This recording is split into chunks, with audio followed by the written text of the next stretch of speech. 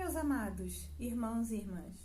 Mais uma vez estamos aqui juntos e nos preparamos para ouvir o que o Senhor tem para nos falar. Por isso, precisamos de uma ajuda muito boa, que é o Espírito Santo. Então, peçamos a Ele nessa tarde essa ajuda. Iniciemos em nome do Pai, do Filho e do Espírito Santo. Amém. Vinde, Espírito Santo, enchei os corações dos vossos fiéis e acendei neles o fogo do vosso amor. Enviai o vosso Espírito e tudo será criado e renovareis a face da terra. Oremos. Deus, que instruíste os corações dos vossos fiéis com a luz do Espírito Santo, fazei que apreciemos retamente todas as coisas, segundo o mesmo Espírito, e gozemos sempre da sua consolação, por Cristo Senhor nosso. Amém. Hoje, na leitura do Antigo Testamento, um pedacinho de Gênesis nos diz: Jacó viu em sonho uma escada apoiada no chão, com a outra ponta tocando o céu e os anjos de Deus subindo e descendo por ela. No alto da escada estava o Senhor que lhe dizia: Eu sou o Senhor, Deus de Abraão, seu pai, e Deus de Isaque. Essas são as palavras do Senhor para nós hoje. E no Evangelho de hoje, através do evangelista João, ele vai nos dizer: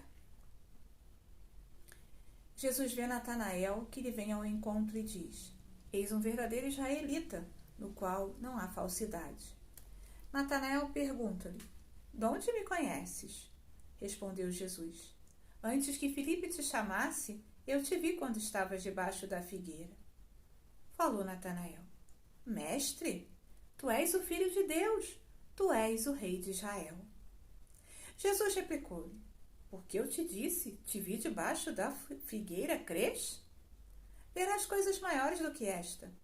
E ajuntou: em verdade vos digo, vereis o céu aberto e os anjos de Deus subindo e descendo sobre o Filho do Homem. Palavras da nossa salvação. Então a gente percebe que é um link, né? O sonho de Jacó, né, que ele vê os anjos de Deus subindo e descendo numa escada, e o Evangelho de João. Porque a escada é o próprio Jesus. É ele quem nos liga, né? Quem faz a ligação do céu e da terra. É ele quem faz a nossa ligação com Deus Pai.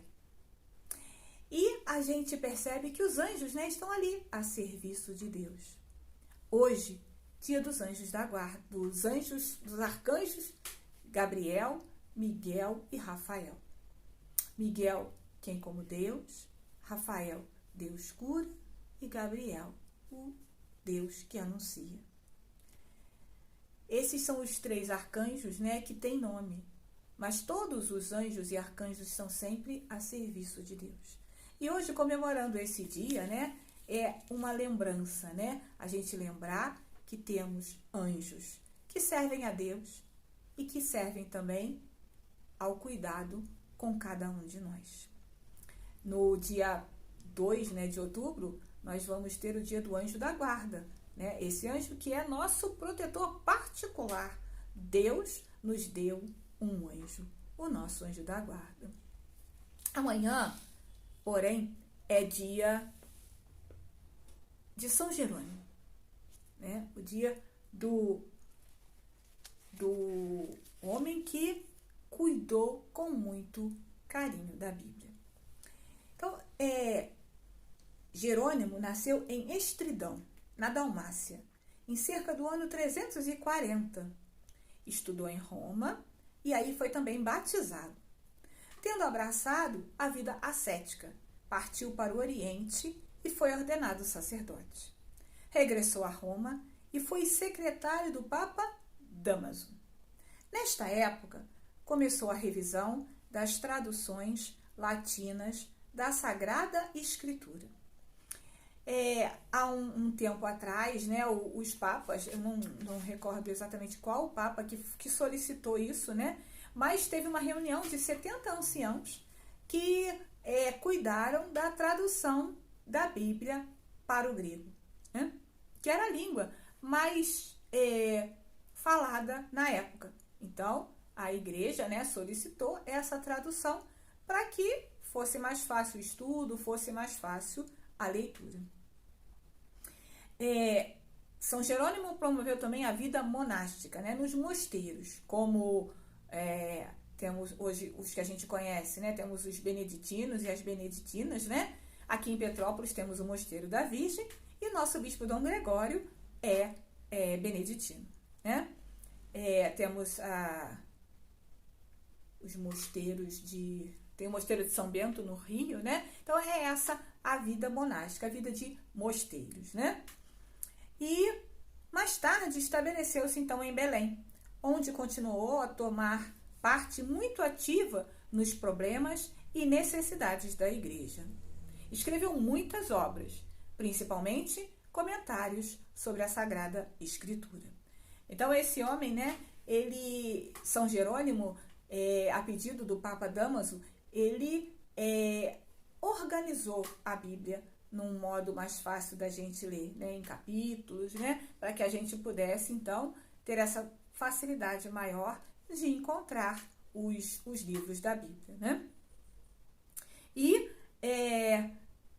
essa tradução foi do grego para o latim, que no caso passou a ser a língua, né? O latim passou a ser a língua mais usada na época. E essa tradução ficou conhecida também com o nome de Vulgata, né? Ou seja, língua comum, era a língua vulgar na época, né? Era a língua mais utilizada na época, e assim ficou conhecida, né? Ele fez essa revisão, essa tradução, para que facilitasse a cada um de nós, né? E a gente, assim, eu não sei se vocês prestaram atenção aqui no fundo, né? A gente tem aqui uma biblioteca, né? Se a gente for olhar direitinho, são várias prateleirinhas com vários livros, né? Só que isso aqui, né, representa toda a Bíblia. Porque a Bíblia, na verdade, né, biblos, quer dizer vários livros, biblioteca, né? Então aqui nós temos uma biblioteca, né? Começando aqui por cima, né, nos livrinhos vermelhos, que são os livrinhos do Pentateuco, né? São os 5 primeiros livros da Bíblia, né? Gênesis, Êxodo, Levítico, Números e Deuteronômio, né? Os 5 primeiros livros que foram escritos para que a história chegasse até nós, né? Hoje em dia, a gente tem fotos, né? A gente tem outro jeito de nos recordar das coisas que aconteceram na nossa família mesmo, não é verdade?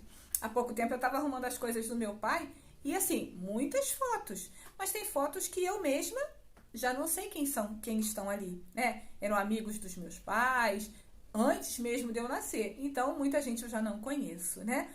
Então, se eles tivessem deixado escrito, saberia, concordam? E aqui a gente percebe isso, né? É a história contada, né? Relatada exatamente como aconteceu.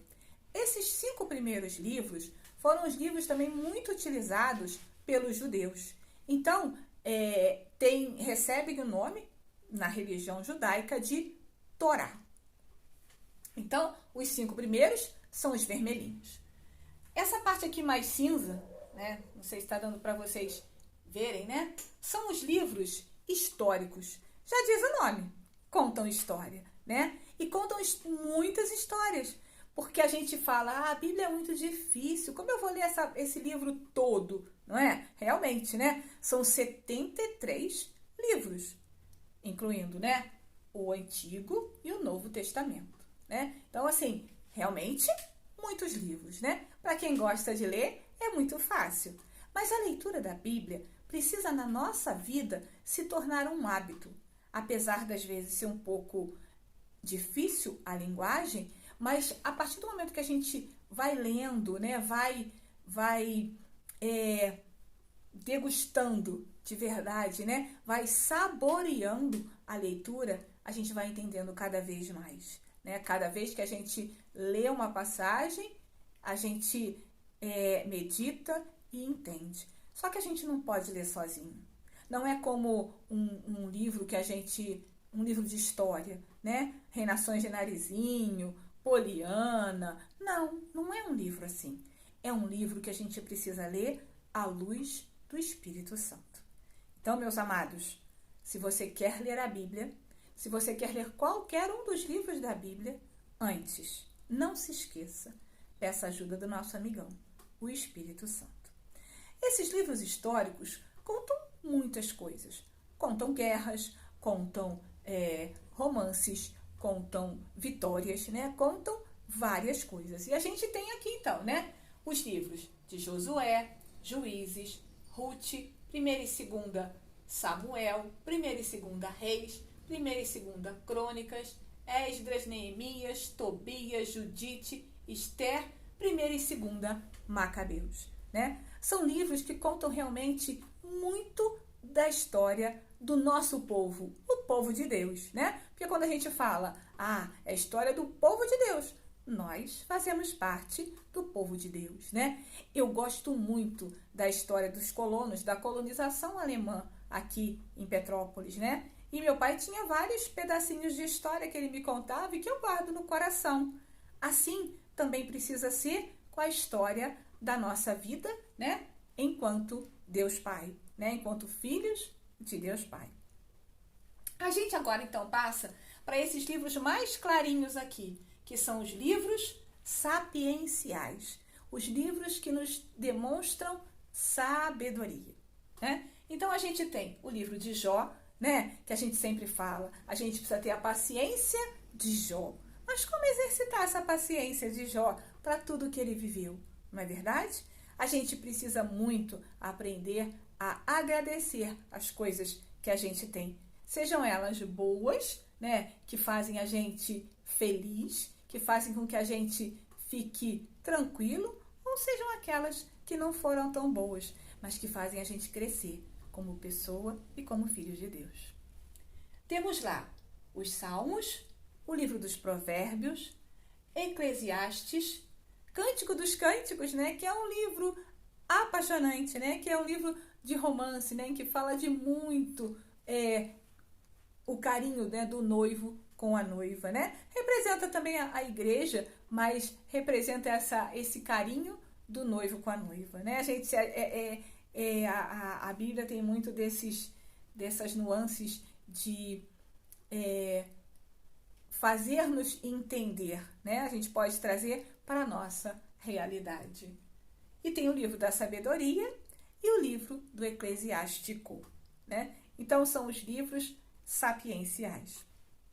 E agora, esses verdinhos todos aqui são os livros proféticos. Quantos profetas vieram antes de Jesus? Isaías, Jeremias, as lamentações de Jeremias, porque Jeremias, ele lamentava também, ele reclamava, né? Tinha coisa que ele não aguentava, mas perseverou, né? Fez o que Deus quis e tudo escreveu.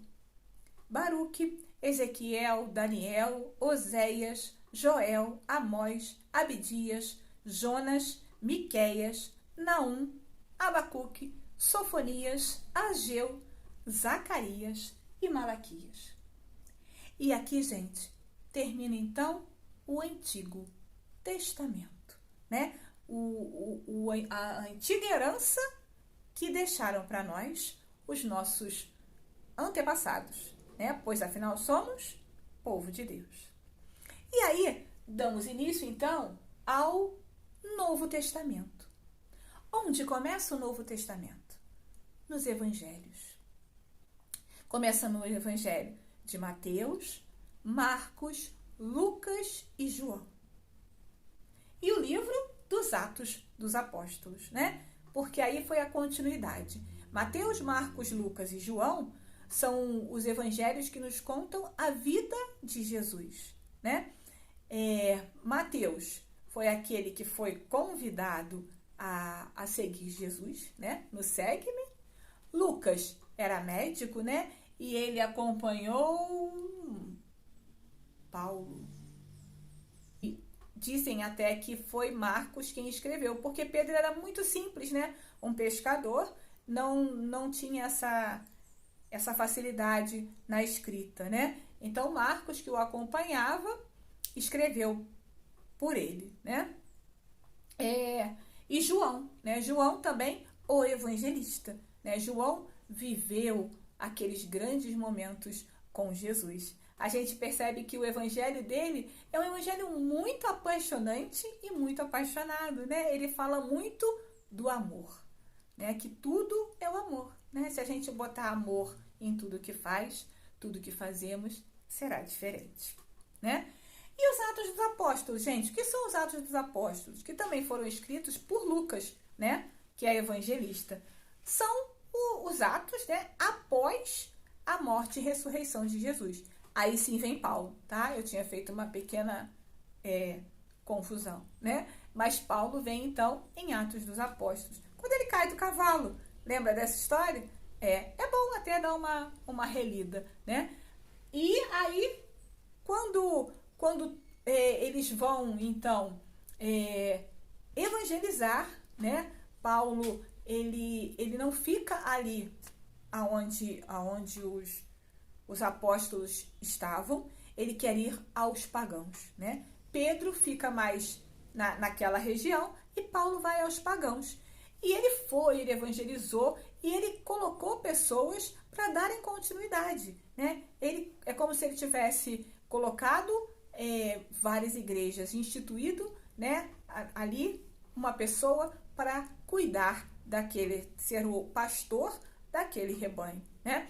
E aí ele vai, né, ele vai indo para os lugares, ele viaja, ele faz, né, toda essa evangelização e ele vai escrevendo cartas, gente. Ele vai escrevendo cartas para que as pessoas continuem não percam, né, a vivacidade, não percam a fé, não desobedeçam quem está à frente deles, né? Então é muito bonito, são muito bonitas as cartas, né? E ele escreve primeiro ao povo de Roma, aos romanos, né? Depois ao povo de Corinto, ele escreve 2 cartas, que são a primeira e segunda carta aos Coríntios, né? Que é o povo de Corinto. Ele escreve ao povo da Galácia, que são os Gálatas, escreve ao povo de Éfeso, que são a carta aos Efésios, escreve ao povo de Filipos, que são os filipenses, né, a carta aos filipenses, escreve ao povo de Colossos, que são a carta aos colossenses. Depois ele escreve ao povo da Tessalônica, primeira e segunda Tessalonicenses, e depois ele escreve propriamente a Timóteo, primeira e segunda carta a Timóteo. Timóteo, ele foi deixado, né, numa dessas comunidades, se não me engano, na Tessalônica, né, para cuidar daquele povo, né, para continuar a evangelização, não permitir, né, não deixar, entre aspas, a peteca cair, né? E assim, porque Jesus, ele colocou eles e colocou também aqui os nossos sacerdotes, né, as pessoas, as freiras, as pessoas que estão, para não deixar que a gente esqueça dessa nossa história, né? Ele escreveu também a Tito, a Filemon, ao povo hebreu, né, que são a carta aos hebreus, e a Tiago. Ele escreve ao povo, em geral, que é para ser, as cartas são para ser lidas na comunidade, né? E ele escreve também, pontualmente, a algumas pessoas, né? E a gente percebe que o nosso Papa, né, ele continua a escrever para a gente. É que a gente não se dá conta que são cartas, né? Todas as exortações que ele faz, né? Como documentos, né? A gente ouve, hoje em dia a gente ouve falar como documento, né? E acaba que não percebe que é a carta do nosso grande pai, né? Do nosso grande pastor, hoje como Papa Francisco. E a gente continua aqui então com as cartas pastorais, né? Que a gente tem primeira e segunda Pedro, né? Que Pedro também escreveu carta ao povo que ele arrebanhou, né? E primeira, segunda e terceira carta de João. E temos também uma carta de Judas, não o Iscariotes, né? O Judas Iscariotes foi aquele que traiu Jesus, né? Mas temos a carta de Judas Tadeu.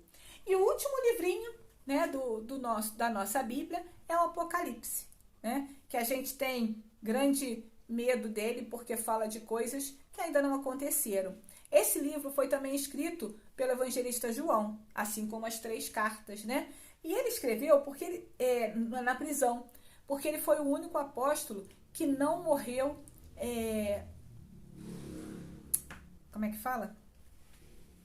Martirizado, né? Ele morreu de morte natural numa prisão. Só que na prisão ele tinha que falar em código, certo? Em código, porque as pessoas não podiam desconfiar do que ele estava escrevendo, né? De como ele estava cuidando das pessoas que estavam fora da prisão, né? O que ele estava escrevendo para eles, né? Mas também são coisas que ainda podem acontecer, né? Mas não é para a gente ter medo, porque Deus, ele é sempre muito cuidadoso com os filhos que o amam, com os filhos que o acompanham. Amém? Então é isso, gente. Esse pedacinho de ensinamento que eu quero deixar para vocês. E uma frase que o nosso amigo São Jerônimo fala: ignorar a Escritura é ignorar o próprio Cristo. Então não ignore a Escritura, não ignore a palavra de Deus, a Bíblia, né? Que você possa ler, não entendeu, né? Tem dificuldade, pede ajuda, né? Mas principalmente, não esqueça de pedir ao Espírito Santo para que te inspire. E uma curiosidade: o nome Jerônimo significa nome sagrado. Então você que tem esse nome, sinta-se abençoado. E a gente pede então a proteção do nosso anjo da guarda. Santo anjo do Senhor, meu zeloso guardador, se a ti me confiou a piedade divina, sempre me rege, me guarda, me governa, me ilumina. Amém. Em nome do Pai, do Filho e do Espírito Santo. Amém. Mais uma vez eu te peço, se você ainda não é inscrito, se inscreva no nosso canal, ative o sininho para você receber todas as notificações, curta e compartilhe esse vídeo, para que muitas pessoas, também como você, possam partilhar desse pequeno ensinamento. Deus abençoe.